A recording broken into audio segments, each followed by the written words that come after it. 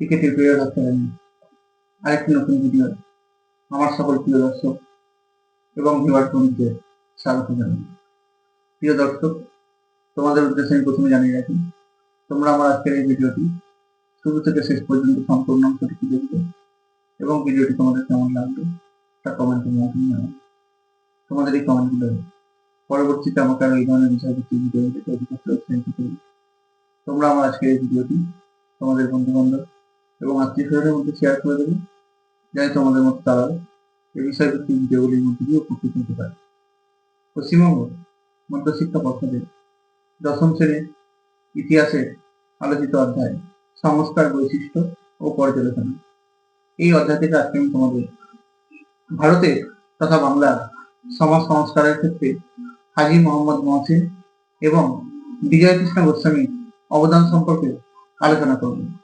এছাড়াও বিদ্যাসাগরের আগে বিধবা বিবাহ প্রচলনের ক্ষেত্রে যে সমস্ত চেষ্টাগুলি করা হয়েছিল সেই বিষয়ে আলোচনা করব। বাংলার হিন্দু সমাজের ক্ষেত্রে যে সমস্ত ক্ষতগুলি ক্ষতিকারক ছিল, অর্থাৎ যেগুলি সমাজের ক্ষতি করেছিল, তার মধ্যে অন্যতম ছিল বাল্য বিবাহ, কৌলিন্য প্রথা, যার ফলে অল্প বয়সী মেয়েদের বয়স্ক পুরুষের সঙ্গে বিবাহ ও ফলস্বরূপ অগণিত বাল্য বিধবার আজীবন বৈধব্য যন্ত্রণা ছিল বাংলার ঘরে ঘরে পরিচিত ছবি। আর এই চিত্রকে আমূল বদলে দিয়েছিলেন ঈশ্বরচন্দ্র বিদ্যাসাগর। কিন্তু বিদ্যাসাগরের প্রচেষ্টা শুরু হওয়ার আগেও এই বিধবাদেরকে তাদের বৈধব্য যন্ত্রণা থেকে মুক্তি দেওয়ার জন্য নতুন জীবনদানের প্রচেষ্টাও শুরু হয়েছিল, কিন্তু সেটি ছিল খুবই অল্প পরিসরে। এই ক্ষেত্রে উদাহরণস্বরূপ বলা যায়, ঢাকার দেওয়ান রাজবল্লভ 1756 খ্রিস্টাব্দে তার বিধবা শিশুকন্যার অর্থাৎ 8 বছরের শিশুকন্যার পুনরায় বিবাহ দেওয়ার চেষ্টা করেছিলেন, যা নদিয়ার মহারাজা কৃষ্ণচন্দ্র এবং তার অনুগামী পণ্ডিতদের বিরোধিতাও সফল হয়নি।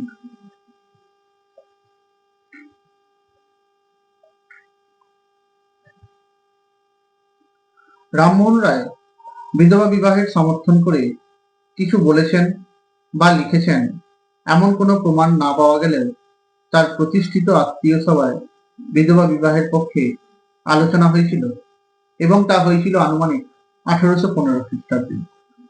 এছাড়াও নব্যবঙ্গ গোষ্ঠীর যে সমস্ত সদস্যরা ছিলেন, তারা 19 শতকের 30-এর দশক থেকে Gyananneshan, Bengal Hurkaru, Bengal Spectator, friend of India প্রভৃতি পত্রিকাগুলিতে বিধবা বিবাহের পক্ষে সোচ্চার হয়ে তাদের মতামত প্রকাশ করতে শুরু করেছিলেন।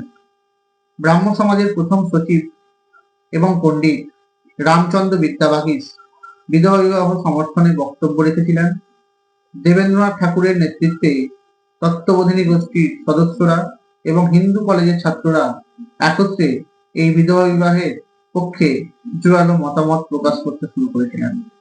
এছাড়াও British India society, British Indian association, সুহিত সভা প্রভৃতি সংগঠন গুলিও এই বিধবা বিবাহের পক্ষে মতামত দিয়েছিল।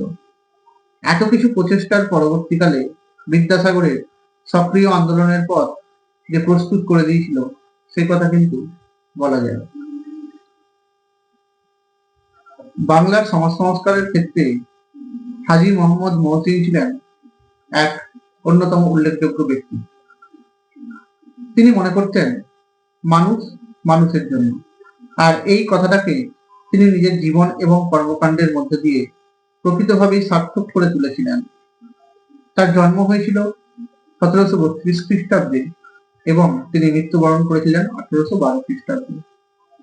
পরাধীন ভারতবর্ষে 19 শতকে যখন বাংলা তথা ভারতে ইংরেজি শিক্ষার প্রচলন চারিদিকে বিস্তার লাভ করছিল, তখন বাঙালি হিন্দুরা এই ইংরেজি শিক্ষা গ্রহণে এগিয়ে আসলেও বাঙালি মুসলিম সমাজ কিন্তু এই ধরনের শিক্ষা গ্রহণ থেকেই পিছিয়ে ছিল। তাই মুসলিম সমাজকে শিক্ষার আলোয় আনার জন্যই হাজী মোহাম্মদ মহসিন নিজের অর্থে 1841 সালে হুগলির ইমামবাড়া এবং হুগলি বিদ্যালয় স্থাপন করেছিলেন।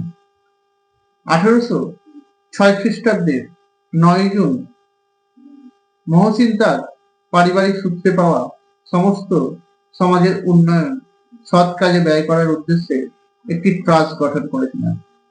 এই ট্রাস্ট তখন থেকে শুরু করে আজ পর্যন্ত জনসেবামূলক কাজে নিবেদিত রয়েছে। আর এই সমস্ত কারণে হাজী মোহাম্মদ মহসিনকে দানবীর বলে আখ্যা দেওয়া হয়েছে। হুগলিতে মহসিনের প্রতিষ্ঠিত বিদ্যালয়টি 1836 খ্রিস্টাব্দে হুগলি কলেজে উন্নতি হয়েছিল তারই ট্রাস্টের অর্থের দ্বারা। তবে বর্তমানে এই কলেজটি মহসিন কলেজ নামে সকলের কাছে পরিচিত।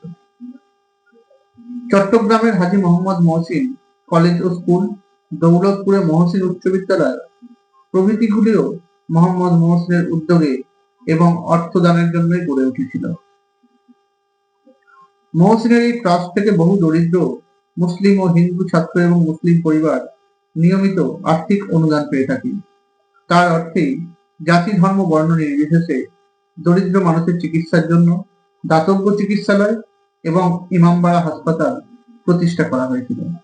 হাজী মোহাম্মদ মহসিনের জমিদারিতে অনেক হিন্দু কর্মচারী ছিলেন, যাদের কর্মদক্ষতার সম্মান দিতে মহসিন নিজে এবং সাম্প্রদায়িক মুসলিমদের কথায় কর্ণপাত না করে হিন্দু মুসলিম সম্প্রীতির এক নজির দৃষ্টি স্থাপন করেছিলেন। তবে একথা জানা যায়, হাজী মোহাম্মদ মহসিনের কাছে কেউ কখনো কোনো সমস্যায় সাহায্য চাইলে তিনি কাউকে খালি হাতে ফেরাননি। এমনই ছিল তার দানশীলতা এবং সৎ কাজে ব্যয়ের সদিচ্ছা। 1770 খ্রিস্টাব্দে যখন মন্বন্তর দেখা গিয়েছিল, তখন মন্বন্তর সেবা ফান্ডের দান এবং অভুক্ত মানুষদের জন্য অগণিত লঙ্গরখানার ব্যবস্থা করে তিনি সকলের কাছে অমর হয়ে আছেন। 19 শতকের সমাজ এবং ধর্মজীবনের ক্ষেত্রে আরেকটি উল্লেখযোগ্য স্মরণীয় ব্যক্তি ছিলেন বিজয়কৃষ্ণ গোস্বামী। তিনি নদিয়ার বিখ্যাত বৈষ্ণব ধর্মগুরু অদ্বৈতাচার্যের বংশধর হয়েও প্রচলিত হিন্দু ধর্মের প্রতি আস্থা হারিয়েছিলেন এবং পরবর্তীকালে দেবেন্দ্রনাথ ঠাকুরের সংস্পর্শে এসে 1860 খ্রিস্টাব্দে ব্রাহ্মণ ধর্মে দীক্ষিত হয়েছিলেন এবং নিজের উপবীত ত্যাগ করেছিলেন। তিনি 1863 খ্রিস্টাব্দে ব্রাহ্ম সমাজের আচার্য নিযুক্ত হয়েছিলেন। তার উদ্যোগেই গয়া, ময়মনসিংহ, শান্তিপুর প্রভৃতি অঞ্চলে ব্রাহ্ম মন্দির গড়ে উঠেছিল। কেশবচন্দ্র সেনের সঙ্গে 1866 খ্রিস্টাব্দে ভারতবর্ষীয় ব্রাহ্ম সমাজ গঠনের ক্ষেত্রে গুরুত্বপূর্ণ ভূমিকা পালন করেছিলেন বিজয়কৃষ্ণ গোস্বামী। এছাড়াও তিনি কুসংস্কার দূরীকরণ, শিক্ষার প্রসার প্রভৃতি কার্যকলাপগুলিতেও নিযুক্ত থাকতেন। বিজয়কৃষ্ণ গোস্বামী ছিলেন সত্যান্বেষী, অর্থাৎ তিনি সবসময় সত্যের অন্বেষণ করে গিয়েছেন। ব্রাহ্ম সমাজের প্রতি ক্রমশ তিনি যখন আস্থা হারাতে শুরু করেছিলেন এবং শ্রী রামকৃষ্ণ দেবের সংস্পর্শে এসেছিলেন, তখন তার ধর্মীয় বিশ্বাসের প্রতি পরিবর্তন ঘটেছিল। তিনি যোগ সাধনায় বিশ্বাসী হয়ে তার চর্চা এবং যোগ সাধনায় দীক্ষা দিতে শুরু করেছিলেন, যার ফলে 1888 খ্রিস্টাব্দে তিনি ব্রাহ্ম সমাজ ত্যাগ করতে বাধ্য হয়েছিলেন। 1888 খ্রিস্টাব্দে ঢাকার গেন্ডারিয়াতে আশ্রম গড়ে তুলেছিলেন ভক্তি সাধনা চর্চা এবং প্রচার করতে শুরু করার জন্য, যা কিন্তু ইতিহাসে নব্য বৈষ্ণব আন্দোলন নামে পরিচিতি লাভ করে আছে। তার এই আন্দোলনের সঙ্গে ছিলেন অশ্বিনী কুমার দত্ত, সতীশচন্দ্র মুখোপাধ্যায়, বিপিন চন্দ্র পাল প্রমুখ বিখ্যাত ব্যক্তিরা। বিজয়কৃষ্ণ গোস্বামী সন্ন্যাস ধর্ম গ্রহণের পর তার নাম হয়েছিল অচ্যুতানন্দ সরস্বতী। তবে তিনি নারী শিক্ষা প্রসার ও নারী জাতির উন্নয়নের জন্য বিশ্বাসীও ছিলেন। আর এই ধর্ম ও সমাজ সংস্কার, ঈশ্বরের প্রতি ভালোবাসা, দেশপ্রেম এবং দেশবাসীর প্রতি যে সহানুভূতি, যে মানবিকতা, সেই সমস্ত কিছুকে এক সুতোর মধ্যে গেঁথে বিজয়কৃষ্ণ গোস্বামী ভারতের ইতিহাসে এক দৃষ্টান্ত স্থাপন করে দিয়েছেন। তোমরা আমার আজকে এই ভিডিওটি লাইক করে দেবে, কমেন্ট করবে, শেয়ার করে দেবে। আমার এই চ্যানেলটি নতুন দেখতে হলে চ্যানেলটি সাবস্ক্রাইব করে দেবে, পাশে থাকা বেল আইকনটি প্রেস করে দেবে, যাতে তোমরা আমার ভিডিও নোটিফিকেশন গুলো পেতে পারো। তোমরা আমার ফেসবুক পেজে ফলো করে দেবে আর ইনস্টাগ্রামে ফলো করে দেবে। ধন্যবাদ।